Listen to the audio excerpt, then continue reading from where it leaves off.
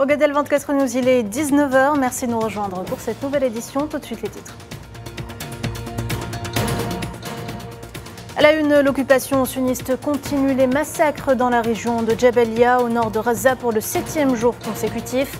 Un nouveau bombardement fait au moins 30 martyrs, dont une majorité d'enfants.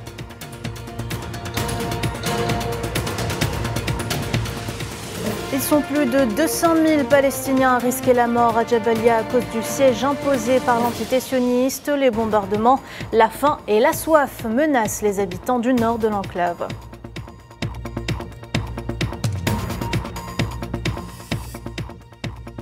Le Liban, toujours sous le feu des bombardements. 11 nouveaux martyrs sont à déplorer dans différentes régions du pays.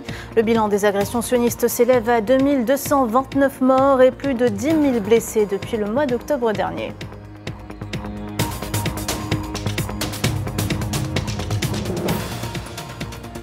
Les travaux du 3e Forum mondial de la jeunesse solidaire avec le Sahara occidental se poursuivent à Bilbao, en Espagne. Au menu de cette journée, des ateliers thématiques sur des axes liés à la lutte du peuple sahraoui.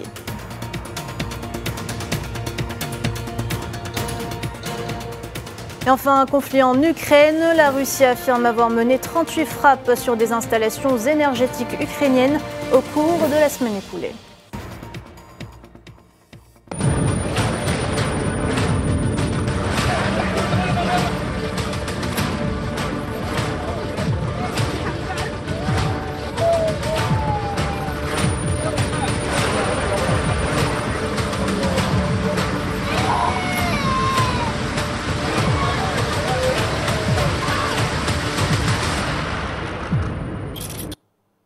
Bonsoir à tous. Ce 372e jour de cauchemar à Raza. 6 Palestiniens sont tombés en martyrs et des dizaines d'autres ont été blessés ce samedi dans de nouveaux bombardements sionistes ayant visé des quartiers résidentiels à Rafah et Khan Younes au sud de la bande.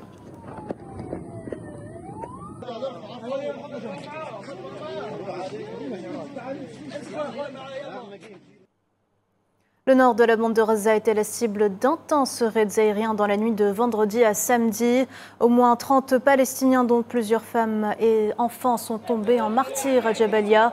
Certains corps sont toujours ensevelis sous les décombres, impossible pour les secours de les atteindre. Le bilan de ce massacre pourrait malheureusement être revu à la hausse dans les prochaines heures.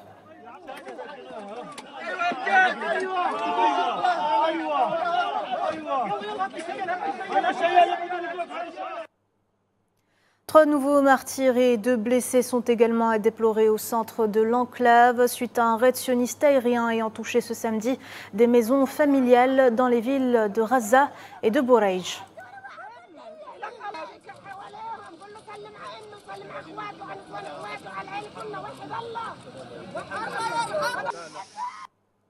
Et le nombre de Palestiniens assassinés ne fait qu'augmenter au fil des jours. Un an après, le bilan des victimes de l'agression génocidaire sioniste sur Raza s'élève à 42 175 martyrs et 98 336 blessés, dont une grande majorité sont des femmes et des enfants en bas âge. Le ministère palestinien de la Santé a fait état de 49 nouveaux morts et de plus de 200 blessés ces dernières 24 heures.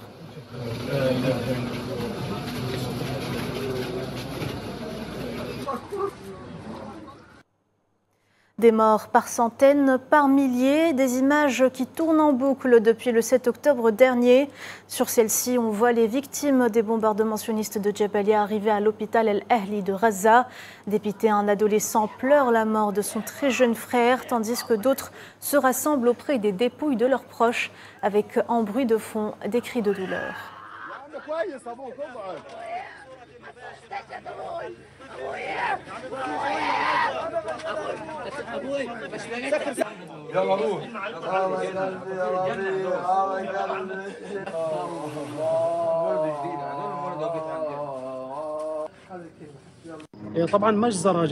Il s'agit d'un nouveau massacre qui vient s'ajouter au massacre de l'occupation israélienne. L'armée israélienne prend pour cible plusieurs maisons dans le quartier de Jabalia al-Balad. Ces maisons appartiennent aux familles Assaf et Dardouna et à plusieurs familles de ce quartier résidentiel densément peuplé.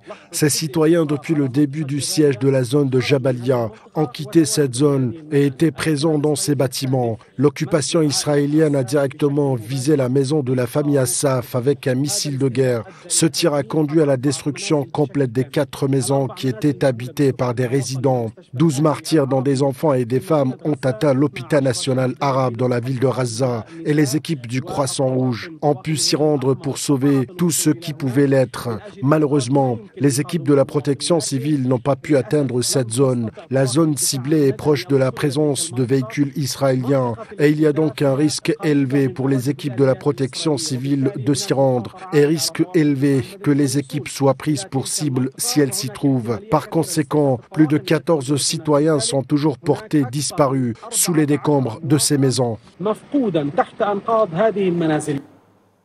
Le Programme alimentaire mondial a signalé ce samedi l'interruption de l'aide alimentaire dans le nord de Raza, soulignant que le blocus imposé par l'occupation a un impact catastrophique sur la sécurité alimentaire de milliers de familles palestiniennes. Le Programme des Nations Unies a expliqué que la seule boulangerie en activité à Jabalia avait été détruite par des munitions explosives larguées par les forces sionistes et que les points de distribution de nourriture dans le nord de l'enclave avaient été contraints de fermer en raison de la multiplication des agressions militaires sionistes et des ordres d'évacuation émanant des forces d'occupation.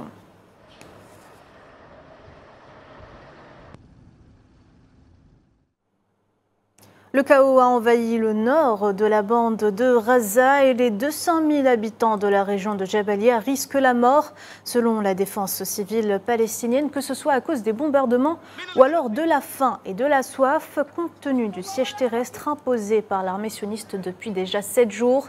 Pour rappel, l'occupation n'a pas permis aux équipes médicales et à la défense civile de fournir du carburant et des fournitures médicales, ce qui se répercute sur les citoyens assiégés.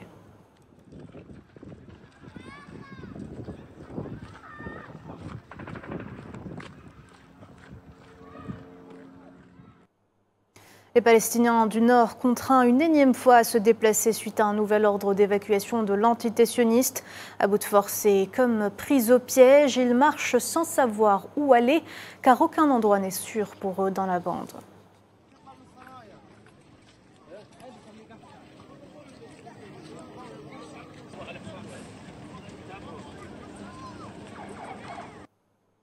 Dans ce contexte, le porte-parole officiel de la présidence palestinienne, Nabil Abu Rodain, a déclaré ce samedi que l'administration américaine porte la responsabilité du génocide en cours mené par l'occupation sioniste contre le peuple palestinien à travers tous les territoires occupés. Le soutien politique, financier et militaire continu de l'administration américaine à l'occupation l'a amené à poursuivre son agression contre notre peuple et notre terre, et à défier toutes les résolutions de la légitimité internationale et du droit international en s'appuyant sur le soutien américain biaisé qui s'oppose à la communauté internationale et empêche l'occupation de rendre compte de ses crimes. Ce que l'on attend de l'administration américaine, c'est de forcer l'occupation israélienne, son allié stratégique, à mettre un terme à son agression, à se conformer aux résolutions de la légitimité internationale et aux décisions des tribunaux internationaux et ne pas lui accorder de soutien pour poursuivre son action brutale et ses crimes qui ont enflammé la région et la conduisent à une explosion globale dont personne ne supportera les conséquences. Les agressions des colons sionistes sur les Palestiniens sont quotidiennes en Cisjordanie occupée, en particulier pendant la saison des olives. Ce samedi, plusieurs cueilleurs d'olives ont été agressés à Naplouse, Ramallah ou encore à Salfit par des colons qui ont cassé et brûlé les oliviers tout en forçant les Palestiniens à quitter leurs terres.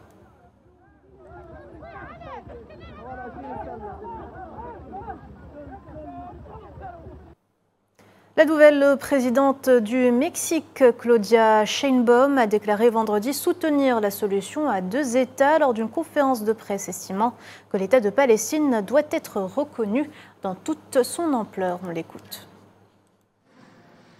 Condenamos las Nous condamnons les agressions qui ont eu lieu et en outre, nous pensons que l'État palestinien doit être reconnu dans toute son ampleur, tout comme l'État d'Israël. C'est la position du Mexique depuis de nombreuses années et c'est la nôtre. La recherche de la paix avant tout, la guerre n'aboutissant jamais à une bonne fin. Le président López Obrador a toujours exprimé sur la base des principes constitutionnels de la politique étrangère que ce que le Mexique recherche, c'est la paix et que les Nations Unies devraient être beaucoup plus proactives en tant qu'institution dans la recherche et la construction de la paix dans le monde.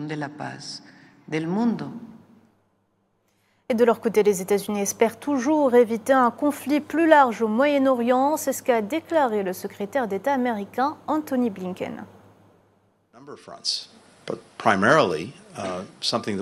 Nous continuons à nous engager intensément pour empêcher un conflit plus large dans la région, pour amener tous les otages chez eux, pour apporter l'aide dont Gaza a désespérément besoin et mettre fin au conflit, pour parvenir à une solution diplomatique au Liban, pour trouver un moyen de mettre fin au cycle de la violence et de progresser vers un Moyen-Orient plus intégré et plus prospère.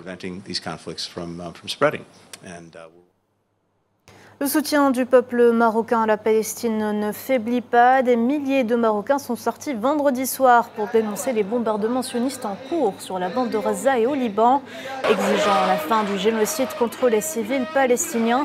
De Casablanca en passant par Mohammedia, Oujda ou encore Al-Husseina, les manifestants ont exigé la rupture des relations entre le Maroc et l'entité sioniste et la cessation de la normalisation, soulignant qu'ils continueront à protester jusqu'à la fin du génocide et la rupture des relations diplomatiques avec l'entité sioniste.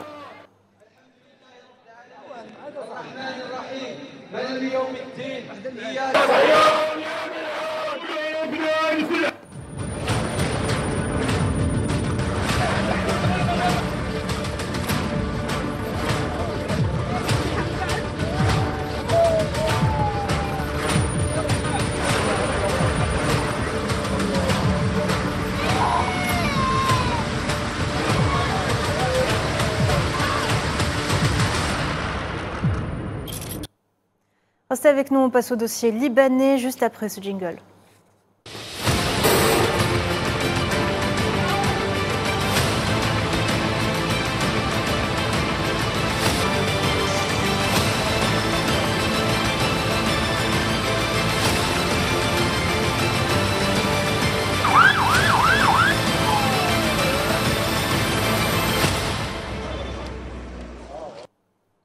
Le Liban, toujours sous le feu des bombardements. 11 personnes sont tombées en martyrs et d'autres ont été blessées vendredi dans des attaques aériennes sionistes visant des bâtiments résidentiels dans les gouvernorats de Baalbek Harmel, de Nabatia, du sud et de la Bekaa, à l'est du Liban. Selon l'agence de presse libanaise, les opérations de recherche et de sauvetage se poursuivent toujours.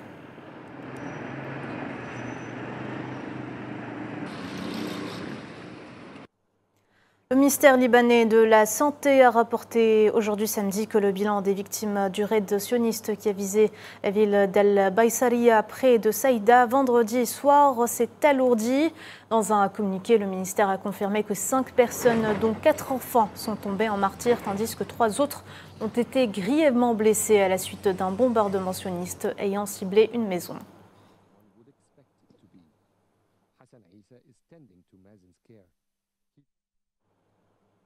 Le bilan des agressions sionistes contre le Liban s'est élevé vendredi à 2229 morts et plus de 10 000 blessés depuis le mois d'octobre dernier, selon les derniers chiffres du gouvernement libanais.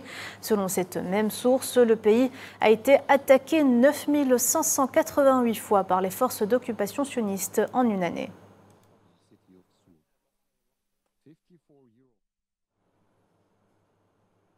La résistance libanaise a annoncé ce samedi avoir lancé des drones la veille contre une base militaire sioniste dans les territoires palestiniens occupés.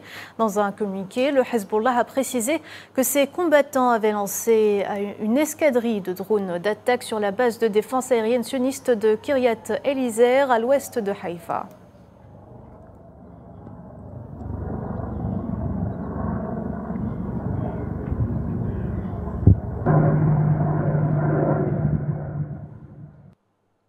Et 72 heures après l'attaque sioniste qui a ciblé une base des casques bleus de l'ONU au sud du Liban, la FINUL refuse de quitter ses positions. C'est ce qu'a déclaré ce samedi son porte-parole. Regardez. L'IDF, les forces israéliennes, nous ont demandé de quitter nos positions le long de la ligne bleue lorsqu'elles nous ont demandé de nous retirer des positions situées le long de la ligne bleue. C'est que ces positions se trouvent toutes sur la ligne bleue ou à 5 km de la ligne bleue, ce qui correspond à la distance de nos 29 positions environ. Mais comme je l'ai dit, il a été décidé à l'unanimité de rester car il est important que le drapeau des Nations Unies continue de flotter haut dans cette région. La FINUL, par le biais de son porte-parole Andrea Tenanti, affirme par ailleurs que la région se dirige vers un conflit aux conséquences catastrophiques. Le conflit actuel entre le Hezbollah et Israël n'est pas seulement un conflit entre les deux pays, il se transforme très rapidement en un conflit régional aux conséquences catastrophiques pour tous. La responsabilité incombe donc à tout le monde. Elle concerne évidemment les deux parties, mais aussi la communauté internationale. Et alors que les raids d'agression sionistes s'intensifient au sud Liban, les forces d'occupation sionistes ont ordonné aux Libanais de la région de quitter leur domicile et de ne plus y revenir sous peine d'être bombardés, pendant que le nombre de civils tués ne cesse d'augmenter.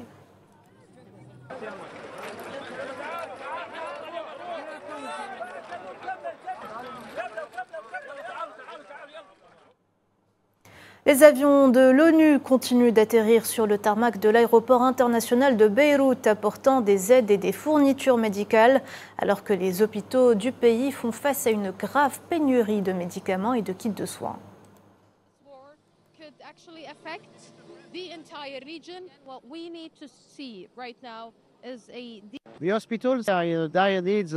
Les hôpitaux ont un besoin urgent de médicaments pour reconstituer tous les stocks qui ont été utilisés au cours de ces 2 dernières semaines. 67 tonnes de produits de santé permettra de soigner jusqu'à 700 000 personnes pendant une période de 3 mois, mais il en faudra davantage pour d'autres types de maladies.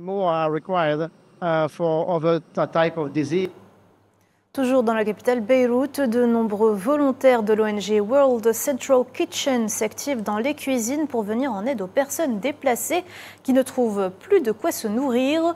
L'ONG distribue pas moins de 50 000 repas gratuits chaque jour à travers le pays.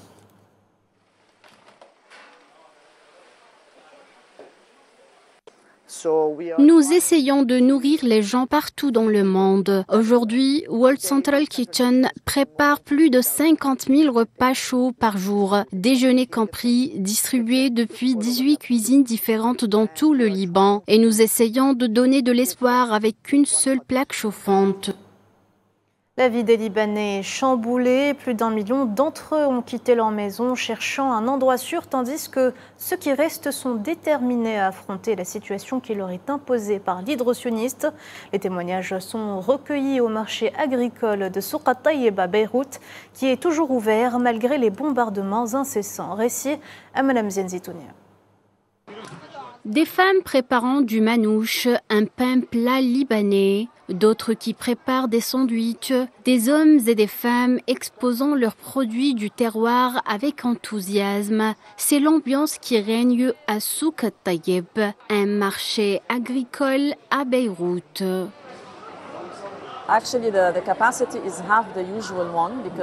En fait, la participation est 2 fois moins importante que d'habitude car nous avons généralement entre 75 et 80 producteurs venus de partout du Liban. Aujourd'hui, nous sommes entre 20 et 25, peut-être un peu plus. Beaucoup d'entre eux se trouvent dans des zones de guerre où ne peuvent pas participer ou même ne peuvent pas accéder à leur production. Vous savez, la plupart de la production se fait dans le sud qui est actuellement en guerre et il leur est très difficile d'accéder à la terre et de récolter leurs légumes et autres produits. Il est donc difficile d'avoir un marché complet.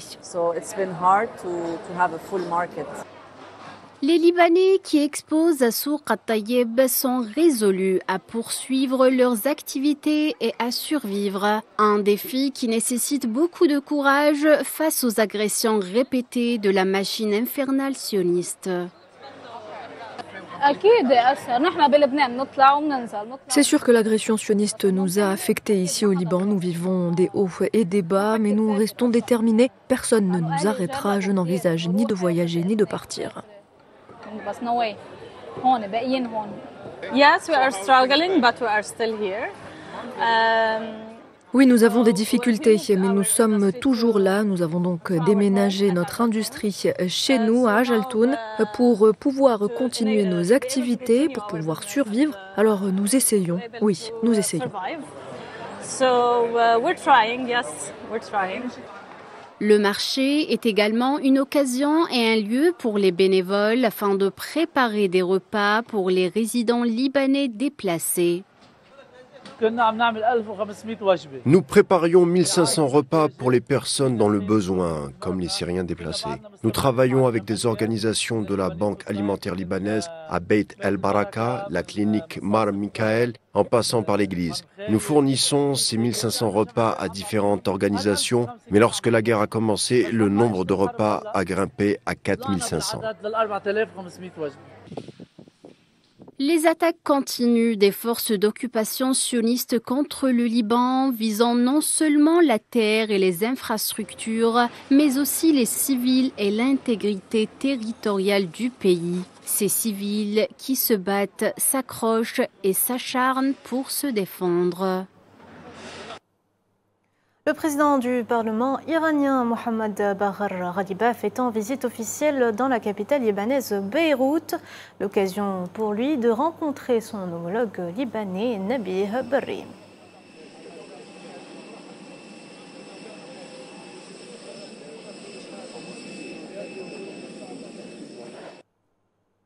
Plus tôt dans la journée, le président du Parlement iranien s'est rendu sur un site de la capitale détruit par une frappe sioniste le 10 octobre dernier.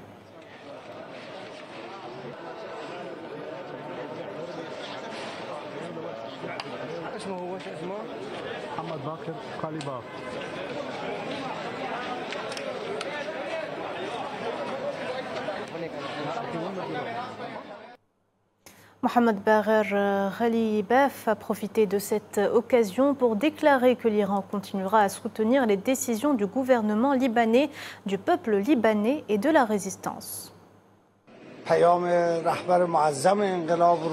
Je suis porteur d'un message du guide suprême au peuple libanais qui garantit que dans ces conditions difficiles, la République islamique d'Iran se tiendra aux côtés de la nation, du gouvernement du Liban ainsi que de la résistance dans tous les domaines. J'ai déjà mentionné lors de ma rencontre avec Mikati que le peuple iranien est prêt à envoyer de l'aide sous la supervision du gouvernement libanais aux blessés et aux personnes déplacées par la guerre ici, si le gouvernement met en place un couloir aérien pour Beyrouth.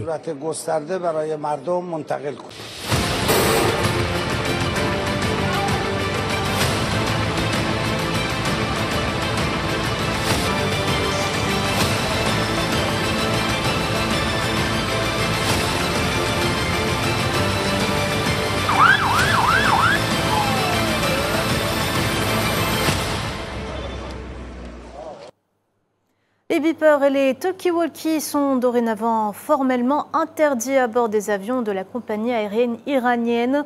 Cette décision fait suite à la vague d'explosions au Liban mi-septembre de ces petits boîtiers dont est responsable l'entité sioniste.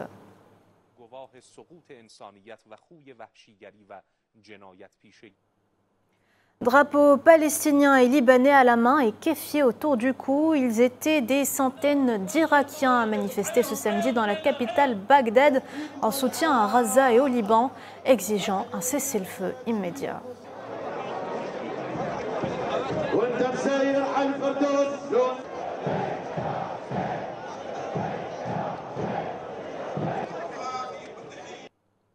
L'actualité africaine, c'est tout de suite.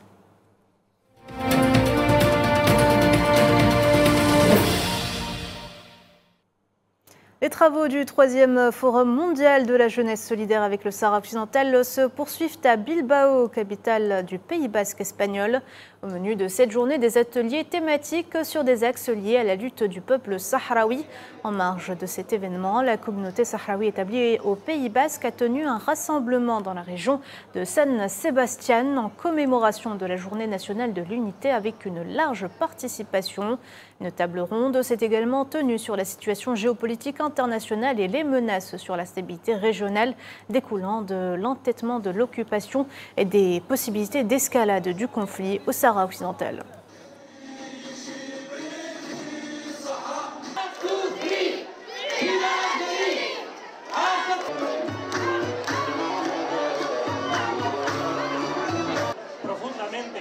Ayer se inauguró también con un solo objetivo, el que siga.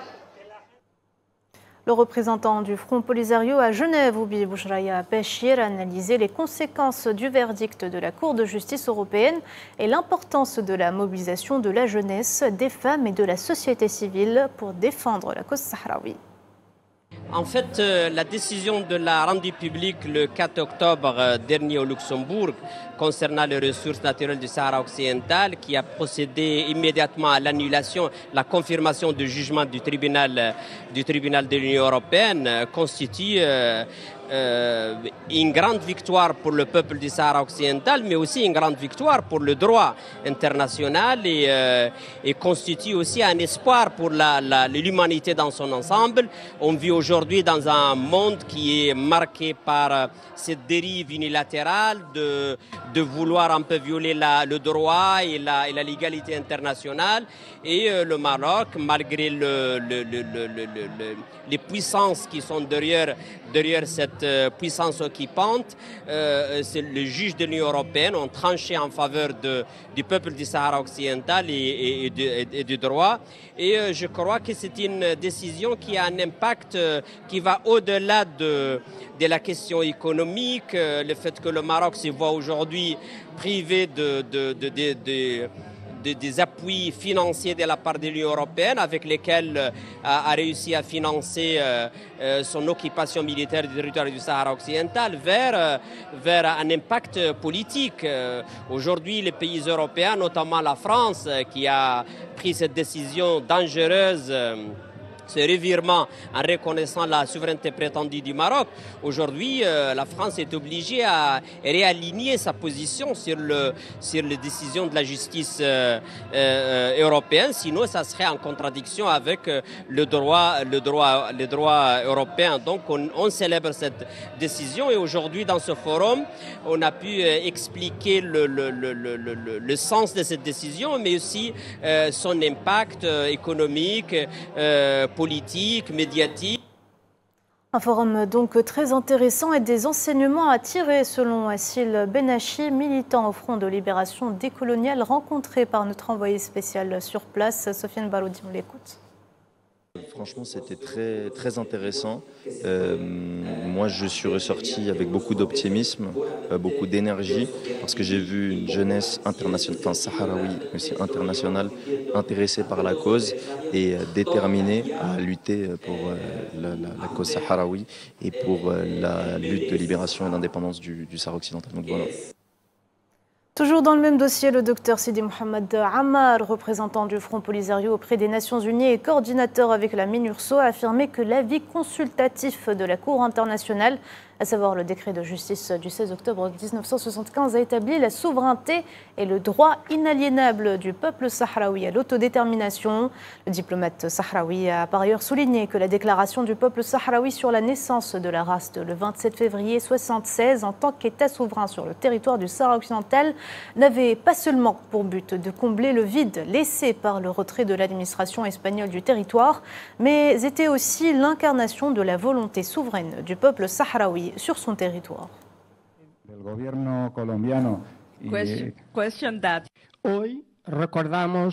L'avis consultatif de la Cour internationale de la justice a établi sans ambiguïté les deux fondements juridiques sur lesquels doit reposer le processus d'achèvement de la décolonisation du Sahara occidental. Premièrement, la souveraineté sur le territoire sahraoui réside dans son peuple. Deuxièmement, le peuple sahraoui est le seul à avoir le droit de décider à travers un véritable référendum de l'avenir du Sahara occidental, conformément à la résolution 1514 de l'Assemblée générale des Nations unies, ainsi qu'à toutes les résolutions visant à mettre fin à la colonisation. Le représentant du Front Polisario auprès de l'ONU ajoutera que la Cour internationale de justice a affirmé que le référendum sur l'autodétermination du peuple sahraoui doit être indépendant et sans ingérence étrangère. La Cour internationale de justice a également affirmé que le processus de référendum sur la volonté du peuple sahraoui doit être indépendant et authentique, c'est-à-dire qu'il doit se dérouler sans aucune ingérence étrangère et être mené directement par le peuple sahraoui lui-même, à travers des méthodes reconnues mondialement telles que le référendum, qui reste le principe fondamental. C'est dans ce cadre que le Conseil de sécurité a créé en avril 1991 la délégation des Nations unies au Sahara occidental. Le fondement de l'autodétermination réside également dans le droit du peuple colonisé à choisir librement son sort. De ce fait, la décolonisation du Sahara occidental ne pourra se faire que par l'octroi de la parole exclusivement au peuple sahraoui. De son côté, Anna Gomes, défenseur des droits de l'homme, considère le récent verdict de la Cour européenne concernant les ressources naturelles sahraouies comme un moment clé dans une longue bataille juridique.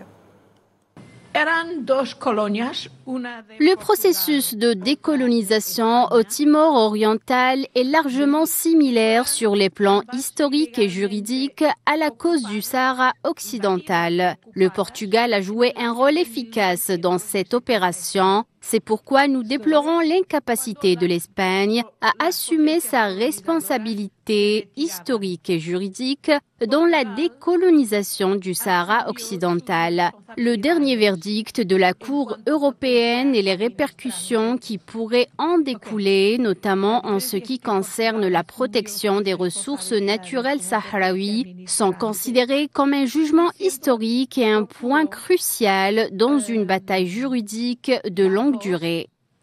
Al pueblo de Timor. En Tunisie, le président de l'instance supérieure indépendante pour les élections, Farouk Bouaskar, a annoncé vendredi soir les résultats définitifs de l'élection présidentielle dans le pays, confirmant ainsi la large victoire du candidat Kais Saïed dès le premier tour avec 90,69% des voix.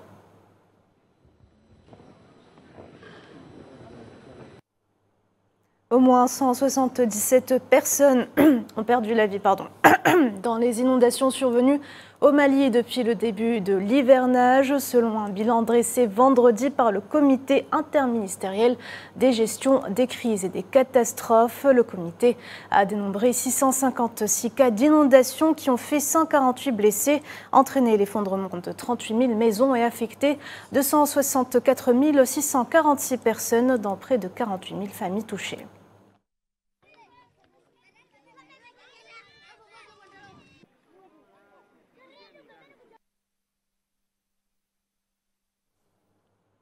La situation humanitaire au Soudan du Sud ne s'arrange pas. Le Haut-Commissariat des Nations Unies pour les réfugiés annonçait vendredi que le pays accueille désormais plus d'1 demi-million de réfugiés dans 30 localités du pays.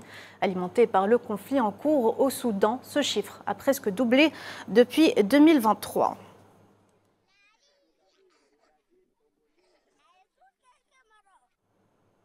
Le Conseil constitutionnel du Sénégal a rejeté des recours contre les candidatures de Ousmane Sonko et de Barthélémy Dias aux législatives du 17 novembre. C'est ce qu'a rapporté vendredi l'agence de presse sénégalaise.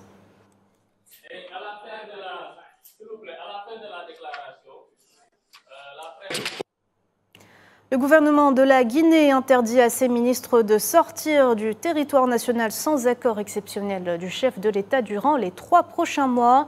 Une décision prise dans le but de réduire des voyages jugés onéreux et futiles.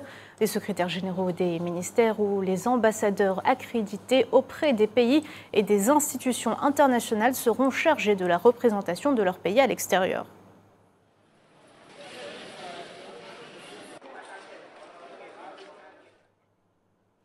Variole du singe, un total de 15 pays africains ont été touchés par l'épidémie de Mpox depuis 2024. L'Organisation mondiale de la santé met en garde contre les divers variants qui ajoutent des niveaux de complexité, un diagnostic tardif et un accès limité au traitement dans les pays les plus touchés.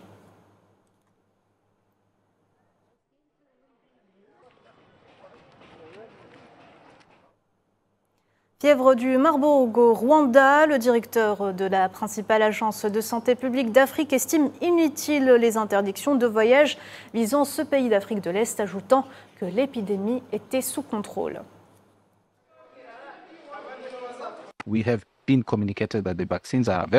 On nous a informé que les vaccins étaient disponibles. Je pense que nous avons profité de cette occasion pour renforcer notre système immunitaire et rester fort pour servir. Pour chaque médicament ou vaccin, la sécurité est la priorité numéro 1. Nous savons donc qu'il est sûr et pour les professionnels de la santé, c'est très facile à comprendre. La sécurité est donc la priorité numéro 1. Le vaccin est sûr, je pense donc que c'est le 3e jour de vaccination ici. Le nombre de professionnels de la santé qui viennent se faire vacciner augmente de jour en jour.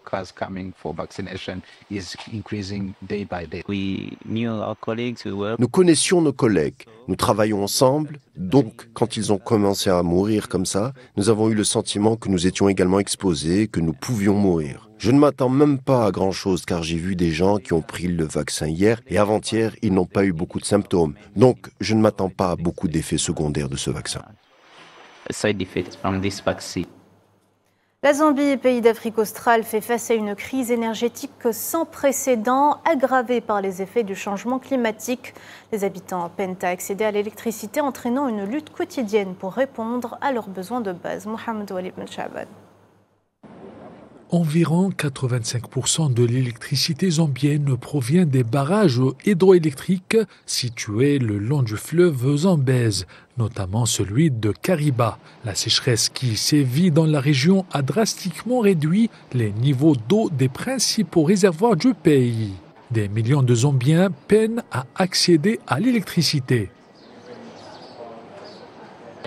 C'est assez terrible. Tout est cher maintenant parce que je dois ensuite dépenser de l'argent pour venir ici maintenant et travailler. Dans la nuit, l'obscurité règne. Les coupures d'électricité prolongées compliquent la vie quotidienne des citoyens. Seule la lueur des bougies éclaire les coins des maisons. Les foyers doivent s'adapter. C'est un véritable défi. Car ici, dès que l'électricité est coupée, l'eau cesse de couler. C'est donc un défi. Comme vous le savez, l'eau et l'électricité sont essentielles.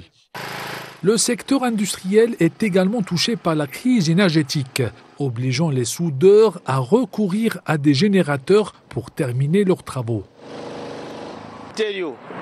Je vous le dis, nous sommes restés environ 5 jours sans électricité. Donc si vous me posez cette question, nous pourrions avoir de l'électricité 2 ou 3 fois par mois. Aujourd'hui, nous ne dépendons plus de la ZESCO.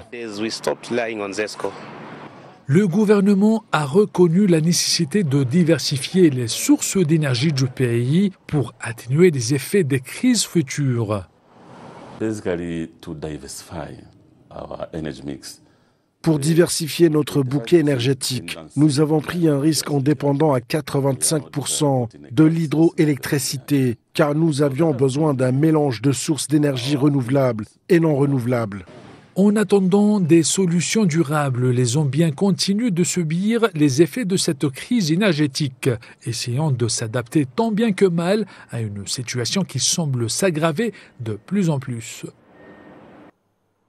Coopération sino-africaine, le président malgache Andry Rajoelina a souligné son ferme engagement à transformer le pays à travers le développement des routes et d'autres infrastructures, soulignant que l'avenir de Madagascar est étroitement lié à l'initiative Ceinture et Route proposée par la Chine. Vous savez, Madagascar, c'est la plus grande île du continent africain. Quand vous regardez la carte du monde, surtout du continent, vous ne pouvez pas rater Madagascar. C'est la plus grande île au sud-est du continent africain. Donc notre positionnement géographique est très stratégique. Il y a beaucoup de projets que nous devrons mettre en œuvre, entre autres dans le domaine de l'agriculture, la transformation agricole. Donc ce sera vraiment, Madagascar sera une zone pilote de la coopération sino-africaine.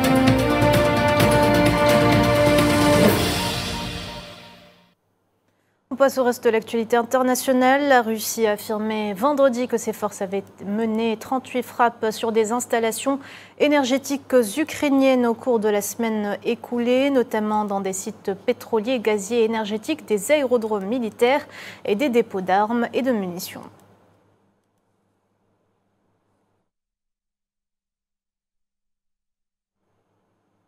Le ministre russe des Affaires étrangères, Sergueï Lavrov, reproche à l'Occident de vouloir orienter son partenariat avec l'ASEAN contre des intérêts de la Russie et de la Chine lors d'une conférence de presse au Laos, ajoutant que les pays occidentaux tentent de saper l'architecture multilatérale dans les domaines économiques et sécuritaires de l'ASEAN.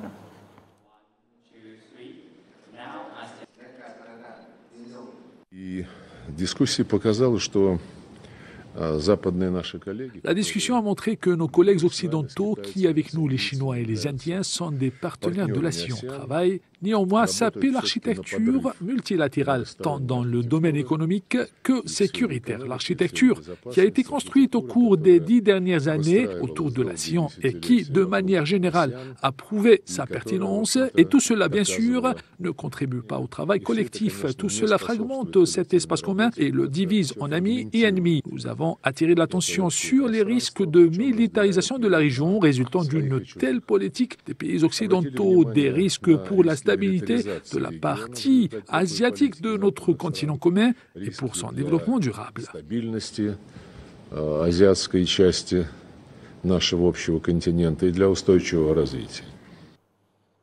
Le président ukrainien Volodymyr Zelensky a rencontré vendredi le chancelier allemand Olaf Scholz pour la 3e fois cet automne, le but étant de convaincre l'Allemagne de continuer à envoyer des armes à l'Ukraine.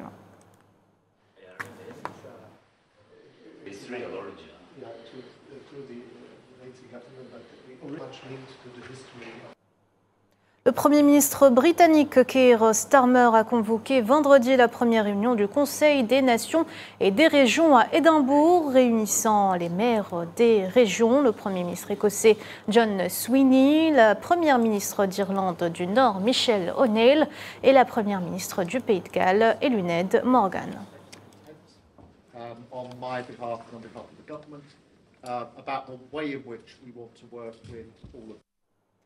Toujours en Europe, les Lituaniens sont appelés aux urnes dimanche pour le premier tour des élections législatives. La composition définitive du Parlement, le Seimas, sera déterminée à l'issue du second tour 2 semaines plus tard.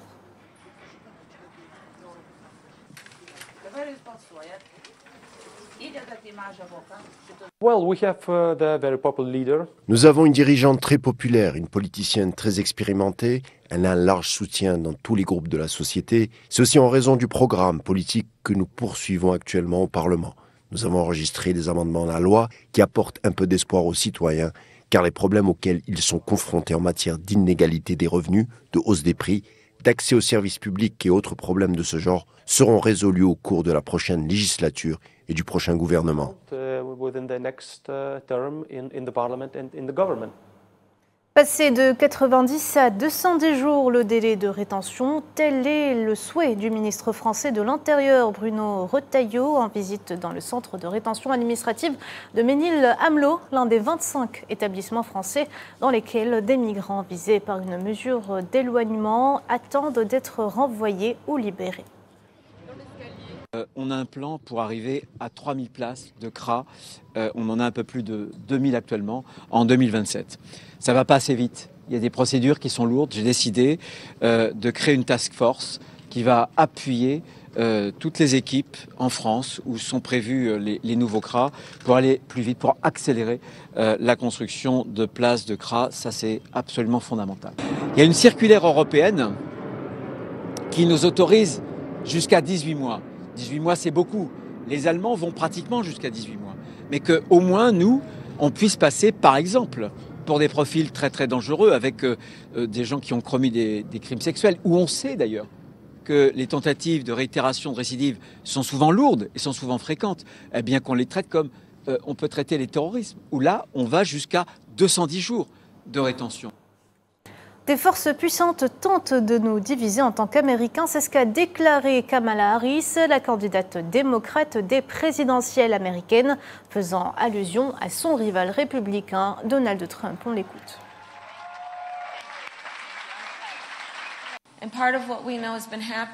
Ce qui se passe depuis plusieurs années dans notre pays, c'est que des forces puissantes tentent de nous diviser en tant qu'Américains et nous encouragent à nous accuser les uns les autres. Certains ont tendance à raisonner de manière rétrograde, suggérant que la force d'un dirigeant se mesure à ceux qui l'écrasent, alors que nous savons que la véritable force d'un dirigeant se mesure à ceux qui l'élèvent. C'est là la force.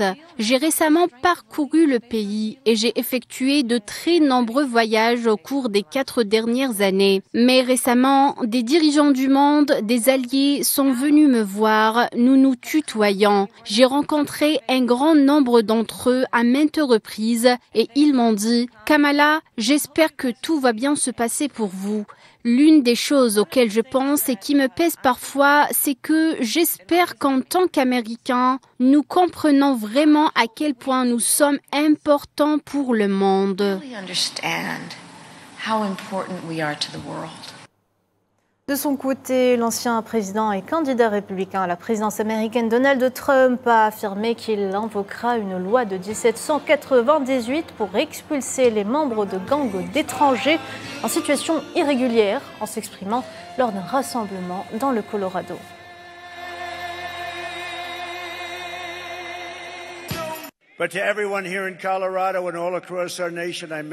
Mais à tous ceux qui vivent ici au Colorado et dans toute la nation, je fais cette promesse et ce vœu. Le 5 novembre 2024 sera le jour de la libération de l'Amérique. J'invoquerai la loi 1798 sur les étrangers ennemis. Pensez-y, nous enverrons des escouades d'élite, la police chargée de l'immigration, de la patrouille frontalière et des forces de l'ordre fédéral pour traquer, arrêter et expulser tous les membres de gangs étrangers illégaux jusqu'à ce qu'il n'en reste plus un dans ce pays. S'ils reviennent dans notre pays, ils seront automatiquement condamnés à 10 ans de prison sans possibilité de libération conditionnelle. Et je réclame la peine de mort pour tout migrant qui tue un citoyen américain ou un agent des forces de l'ordre. For the death penalty for any migrant that kills an American citizen or a law enforcement officer. L'ouragan Milton continue de dévaster la côte est des États-Unis. Le président américain Joe Biden a déclaré que l'ouragan avait provoqué des dégâts estimés à 50 milliards de dollars en déferlant sur la Floride, où au moins 16 personnes ont perdu la vie.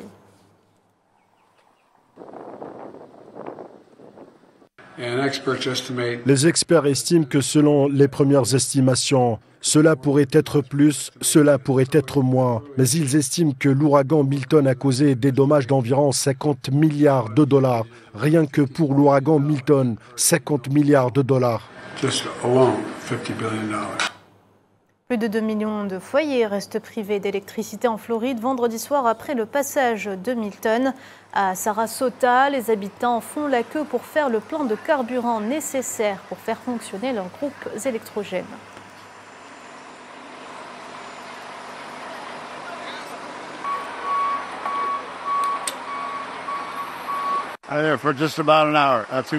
Ça fait 1 heure environ que je suis là, ce n'est pas si pire. Je suis arrivé à 14h45, 1 heure d'attente. Nous avons besoin d'essence pour nos groupes électrogènes car nous sommes à court de carburant en ce moment. C'est la seule station-service de la ville et nous avons appris qu'il y avait du carburant ici. Alors nous sommes là. On reste aux États-Unis. Au moins 2 personnes sont mortes et 35 autres ont été blessées à cause d'une fuite de gaz acide dans une raffinerie de la compagnie pétrolière Petróleos Mexicanos près de Houston, au Texas.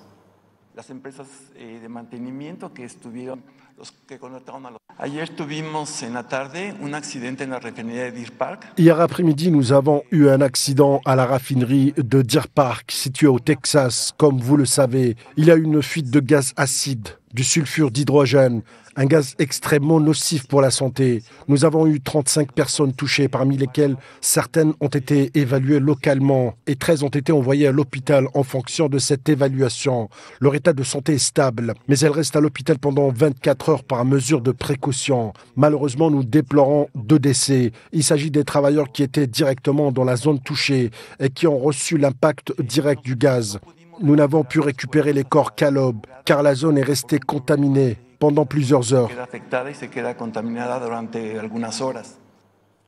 Une collision survenue vendredi entre un train de voyageurs et un train de marchandises à l'arrêt dans le sud de l'Inde a provoqué le déraillement de 12 wagons. Au moins 19 passagers ont été blessés dans l'incident et ont été transportés dans un hôpital voisin.